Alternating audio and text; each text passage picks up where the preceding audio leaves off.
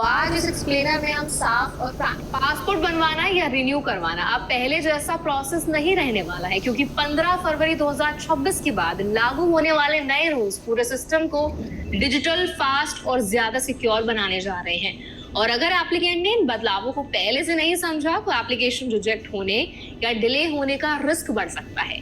तो आज इस एक्सप्लेनर में हम साफ और प्रैक्टिकल तरीके से समझेंगे डॉक्यूमेंट्स में क्या बदल रहा है, पुलिस वेरिफिकेशन कैसे फास्ट होने वाला है, ऑनलाइन सिस्टम कैसे काम करेगा, माइनर्स के रूल्स क्या कह रहे हैं और एप्लीकेंट्स को किन बातों का ध्यान रखना बहुत इंपॉर्टेंट है ताकि प्रोसेस बहुत स्मूथ रहे। तो चलिए फिर फटाफट से वीडियो को स्टार्ट करते हैं। हाय, मेरा नाम है वर्षा यादव, आप मुझे देख रहे हैं एनपीटी टेक एड पर। सबसे बड़ा बदलाव डॉक्यूमेंटेशन फ्रेमवर्क में है। नए रूल्स का फोकस पेपर वर्क कम करना और डिजिटल सबमिशन बढ़ाना है। आधार और दूसरे गवर्नमेंट इशूड आईडी अब प्राइमरी आइडेंटिटी और एड्रेस प्रूफ के रूप में प्रायोरिटाइज होंगे। इसका मतलब डुप्लीकेट डॉक्यूमेंट्स या फिर अननेसेसरी सर्टिफिकेट्स की जरूरत कम पड़ेगी। लेकिन यहाँ एक जरूरी बात भी समझना बहुत इंपॉर्टेंट है। इनकम्प्लीट या गलत अपलोड की गई एप्लीकेशन को सिस्टम सीधे रिजेक्ट भी कर सकता है। यानी डिजिटल सुविधा बढ़ रही है पर एक्यूरेसी की जिम्मेदारी एप्लीकेंट की है।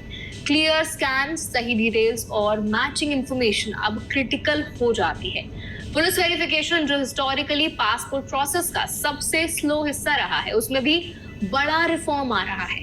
डिपार्टमेंट्स के बीच डिजिटल कोऑर्डिनेशन बढ़ाया जा रहा है ताकि बैकग्राउंड चेक्स डेज में कंप्लीट हो सके, वीक्स में नहीं। कुछ केसेस में पासपोर्ट इशू होने के बाद पुलिस वेरिफिकेशन होगा, यानी डिस्पैच पहले और फिजिकल चेक बाद में। इससे स्पीड बढ़ेगी लेकिन सिक्योरिटी सेफगार्ड्स जारी रहेंगे। एप्लीकेंट्स के लिए टेक अवे एकदम क्लियर है। एड्रेस डिटेल्स, आइडेंटिटी रिकॉर्ड्स और बैकग्राउंड इंफॉर्मेशन कंसिस्टेंट रखें, क्योंकि डिजिटल वेरिफिकेशन मिसमैच को जल्दी पकड़ लेता है। पूरा एप्लीकेशन जर्नी अब अपग्रेडेड ऑनलाइन पोर्टल पर शिफ्ट हो रहा है। Form submission, document upload, appointment booking सब ऑनलाइन सिंप्लीफाइड तरीके से होगा। रियल टाइम ट्रैकिंग और ऑटोमेटेड अलर्ट्स एप्लीकेंट को हर स्टेज पर अपडेट देंगे। इससे मिडिलमैन डिपेंडेंसी कम होगी और ट्रांसपेरेंसी बढ़ेगी। प्रैक्टिकल बेनिफिट ये है कि एप्लीकेंट खुद प्रोसेस मॉनिटर कर सकता है, लेकिन इसका मतलब ये है कि डिजिटल लिटरेसी और डॉक्यूमेंट रेडीनेस बहुत जरूरी हो जाती है। माइनर्स यानी बच्चों के पासपोर्ट रूल्स को भी सिंप्लीफाई किया गया है। Digital birth certificate, school ID cards और स्ट्रीमलाइन पेरेंटल कंसेंट डॉक्यूमेंटेशन अब ज्यादा आसानी से एक्सेप्ट हो पाएंगे। इसका मेन एम पेरेंट्स को पेपर वर्क डिले से बचाना है। यहाँ पेरेंट्स के लिए ध्यान देना बहुत जरूरी है कि अपलोडेड डॉक्यूमेंट्स क्लियर, वैलिड और अपडेटेड होने चाहिए, क्योंकि माइनर्स के केसेस में वेरिफिकेशन फास्ट ट्रैक पर रहेगा। ज्योग्राफिकल एक्सेस भी इस रिफॉर्म का हिस्सा है।